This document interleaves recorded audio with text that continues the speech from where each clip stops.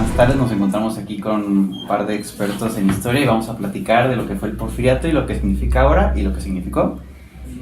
Primero que nada, creemos importante preguntarnos de qué sirve hablar del Porfiriato ahora, más concretamente de nuestras nuevas problemáticas y los afanes más contemporáneos.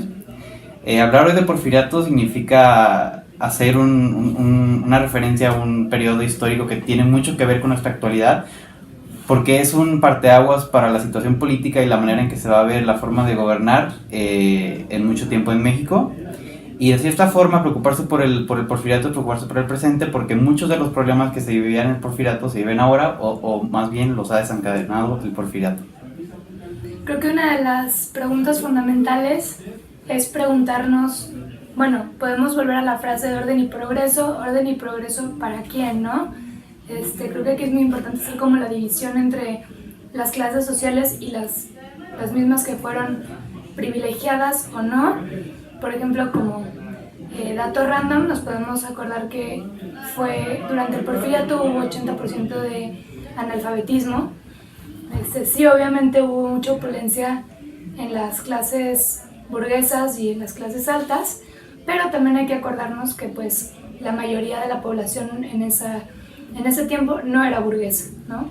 Pero también yo creo que es importante en la parte de orden, sí se dio un ordenamiento al país, porque si nos vamos para atrás, fue la intervención de Maximiliano, la invasión francesa, el presidente que era electo era asesinado al poco tiempo, no había un Estado de Derecho y pues mucho menos un reconocimiento internacional a México como Estado, pues.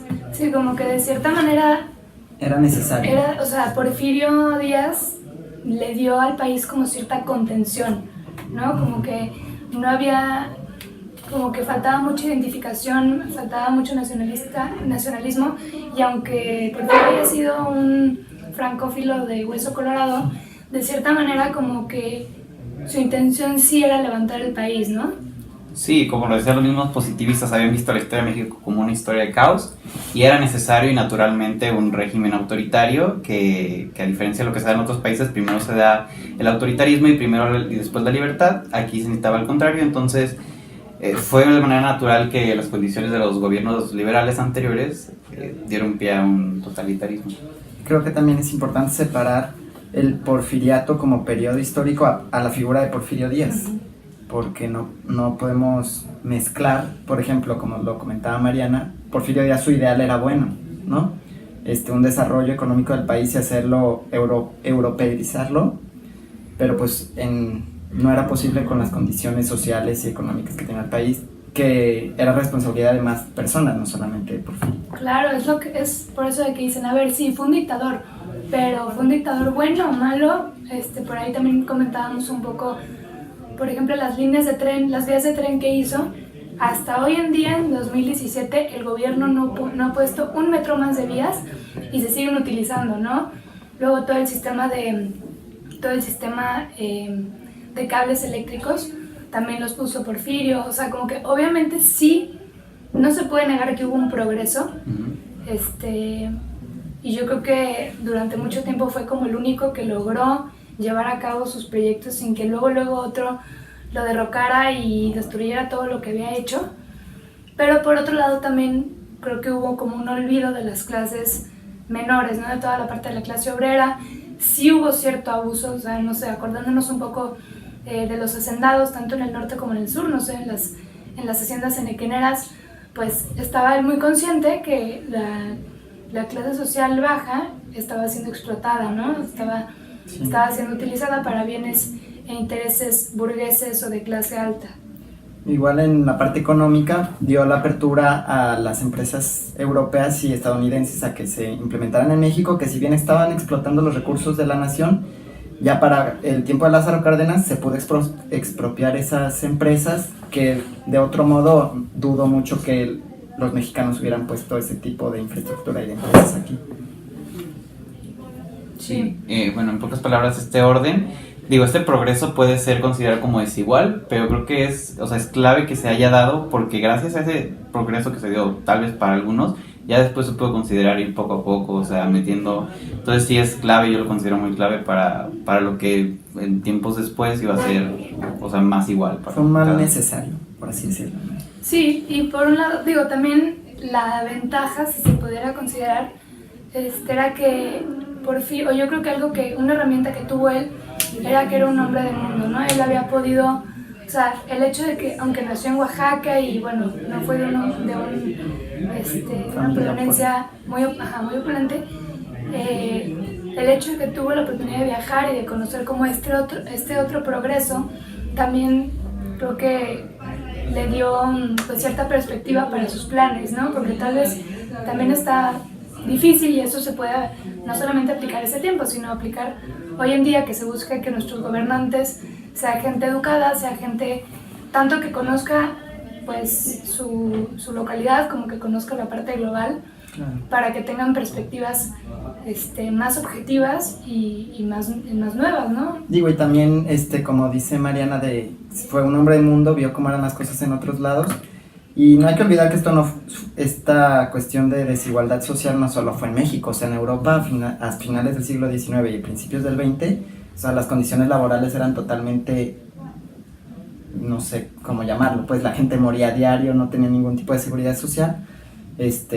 hasta estallando la Primera Guerra Mundial, ¿no? Después de la Revolución. Sí, y bueno, yo creo que es importante resaltar de qué manera estamos viviendo como esas estelas del porfiriato hoy en día, ¿no? Tal vez pensamos que el porfiriato acabó hace muchos años, pero en realidad seguimos siendo una nación que está fuertemente influenciada por la clase burguesa, las élites. Exactamente, o sea, la empresa privada en México es súper fuerte. Muy poderosa. Estamos como todavía muy impresionables por lo exterior, ¿no? O por lo gringo. Muy malinchistas. Exactamente, ya sea por lo gringo, por lo francés, por lo asiático, o sea, como que... Y mucho como por la personalidad, digo, ahí tenemos... La figura, ¿no? Exactamente, la figura.